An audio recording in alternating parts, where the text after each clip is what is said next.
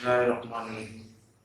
मैं दवाखाना हकीम इजनुल खान की तरफ से आपकी खिदमत में हाजिर हूँ और आज एक ऐसी कसीर पाई बूटी, एक फली जिसको हम अमल ताश कहते हैं और इसको और भी कई नामों से इसका नाम दिया जाता है। इसको ख्यार शक्कर भी कहा जाता है। इसके अंदर जो मगज़ पाया जाता है उसको खलूस के नाम से भी कहा जाता है। कैसिया फिस्टुला इसको इंग्लिश में भी कहा जाता है। लिहाजा ये इसकी शिनाख्त है। अब मैं इसके बारे में आगे चलता हूँ कि ये मार्च, अप्रैल और मई के महीने में इसकी अफजाइश होती है। इसके फूल आ जाते हैं और इतनी कसरत से फूल इस दरख्त में आते हैं और इतने खूबसूरत गुच्छों की शक्ल में आते हैं, पीले रंग के, जो इंतहाई खूबसूरती का हामिल होते हैं। पाकिस्तान में, हिंदुस्तान में, दिल्ली के मुकाम कहा जाता है कि ये तमाम सड़कों के किनारों पर बेशुमार ये दरख्त लगे हुए हैं। पाकिस्तान में भी इसकी अफजाइश काफ़ी है। हमारे बागात में इसको लगाया जाता है। ये इंतहाई मुफीद और मुजरब और किस लिहाज से है, इसके बारे में आगे चल कर आपको बताना चाहता हूँ कि इसके जो फूल वो भी अद्वियात में इस्तेमाल होते हैं। इसका जो फली होती है वो भी इस्तेमाल में आती है। उसके अंदर जो गूदा पाया जाता है, जो कसरत इस्तेमाल होता है, उसके बारे में भी आगे मैं आपको तफसील से बताऊँगा। सबसे पहले तो ये बताना चाहता हूँ कि ये जब इसकी अफजाइश होती है, ये पीले रंग के फूल और जस्ट लाइक जब फानूस, इतने खूबसूरत तरह के फूल आते हैं दरख्त में। इसके बाद आहिस्ता आहिस्ता इसमें फलियाँ पैदा हो जाती हैं। वो फली तकरीबन 1.5 से 2 फुट के बराबर होती है। उस फली के अंदर पहले शुरू में सब्जी की तरह पर उसकी रंगत होती है। आहिस्ता आहिस्ता ये बदल कर स्याही और ब्राउन टाइप की बन जाती है और जब आंधी ये इस किस्म की तेज़ हवाएं आती हैं, ये गिर भी जाती है। तो इसका इस्तेमाल ये है कि इसके फ़ायदे इतने कसीर हैं, इतने ज़्यादा हैं और इतने फ़ायदेमंद हैं, जिसकी मैं आपको बताता हूँ तफसील। तो सबसे पहले हम आते हैं इसके फूल, वो क्या फ़ायदा पहुँचाते हैं।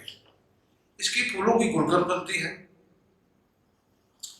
इसके फूलों को गुलगन बनाने का तरीका भी है कि एक तह इसको किसी मर्तबान में डाल दिया जाए, फिर ऊपर से चीनी डाल दी जाए, फिर ऊपर फिर दोबारा फूल डाल दिया जाए, उसको हल्की सी किसी सेक धूप वाली जगह पर साइड पर रख दिया जाए, तो ये एक हफ्ते में ये गुलकंद तैयार हो जाती है। और ये गुलकंद इतनी मुफीद है कि जो गले के अमराज के लिए इंतहाई मुफीद है। गले के अमराज में मैंने जहाँ तक देखा है, कैंसर तक पे ये काम करती है। इसकी गुलकंद का इतना फ़ायदा है कि गले के जो गदूद फूल जाते हैं, खुरनाक की हालत में भी इसको दिया जाता है। इसके जो गुलकंद है, इसका फ़ायदा इसके अलावा, गले के अलावा, अल्सर एक माह इसका इस्तेमाल करवाएं, इंशाअल्लाह मैदे का अल्सर ठीक हो जाता है। इसको जुशांदा पिलाने से भी इसका मैदे के लिए इंतहाई मुफीद साबित हुआ। ये अभी हम इस फूल की तरफ आ रहे हैं।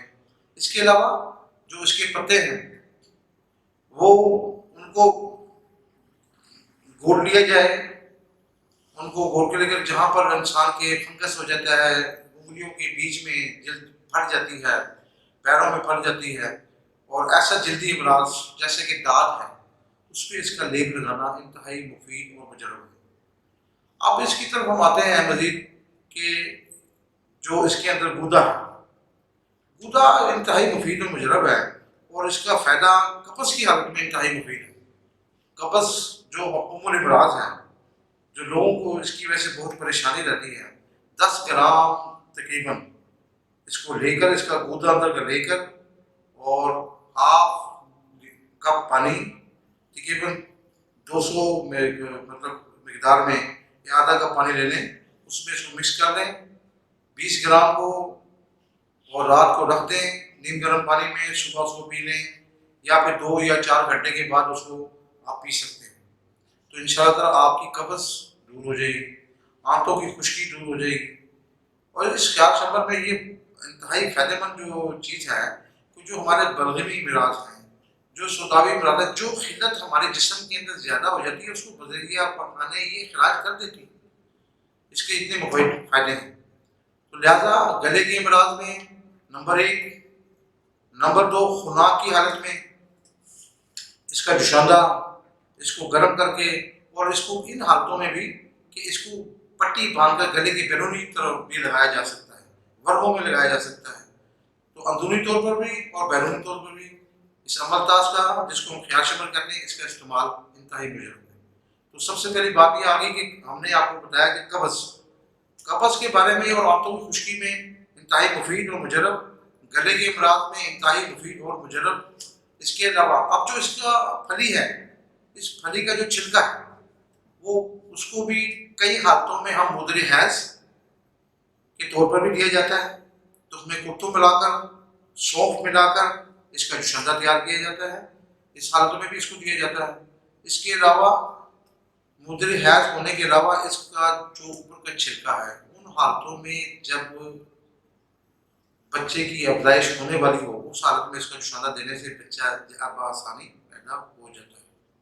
اب میں اس کے علاوہ آپ کو یہ بات بتانا چاہتا ہوں کہ دواخانہ حکیم خان نے اس کے لیے انتہائی مجرب بہترین لوگ خیال شمل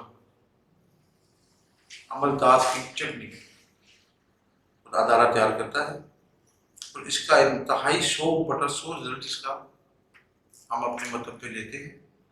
گلے کے امراض میں انتہائی مجرب اور مخرج بلغم، سینے کے درد، گلے کے درد اور گلے کی سورش، یہاں تک کہ اس کو لوگ خیال شمل کو ایک کپ گرم پانی میں 1 چمچ ملائیں، 10 گرام، اس کو حل کرنے کے بعد پہلے آپ غرارہ کریں، اور غرارہ کرتے ہوئے اسی پانی کو آپ اندر نکل جائیں، انشاءاللہ العزیز جادو اثر حیرت انگیز اپنے اثرات رکھتا ہے۔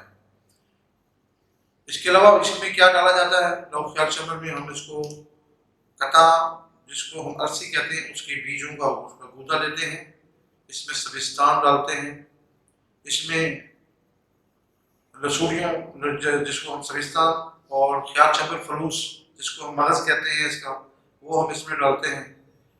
اس کے علاوہ موئز منکہ کا بیج اخراج کرنے کے بعد جو منکہ رہ جاتا ہے، اس کی ملا کے اجزاء کے ساتھ ہم اس کی چٹنی تیار کرتے ہیں، جس کو ہم کہتے ہیں لوگ خیال شمل۔ یہ سینے کے امراض میں انتہائی مجرب، آپ مخرج بلغم ہونے کی وجہ سے زیادہ یہ جب ہم اس کو دیتے ہیں تو یہ اخراج بذریعہ فضلہ یہ ہمارا اخراج کر دیتا ہے ریشہ، تو ہمارا سینہ صاف ہو جاتا ہے، اور جو ایسا ریشہ جو ہماری نالی میں پھنسا ہوتا ہے، اس کو یہ اخراج کر دیتا ہے۔ تو لہٰذا یہ دونوں حالتوں میں یہ مخرج اخراج کر دیتا ہے، انتہائی مفید ہے۔ اور یہ اجمل دواخانے کا جو چینل ہے، اس کو آپ سبسکرائب کیجیے گا، تو ان شاء اللہ تعالیٰ وقتاً فوقتاً میں مزید آپ کی خدمت میں اپنی بات آپ تک پہنچاتا رہوں گا، مفید معلومات، اور اپنی رائے سے آگاہ کیجیے گا، اور اگر کوئی ایسی بات جو آپ جاننا چاہتے ہیں، سمجھنا چاہتے ہیں، اس میں میرے چینل پہ ہمیں آپ پوچھیے گا، ہم آپ کو واضح طور پر اس کی استعمال، اس کے لیے آپ کے لیے آسانی پیدا کریں گے، آپ کی معلومات میں اضافہ کریں گے انشاءاللہ۔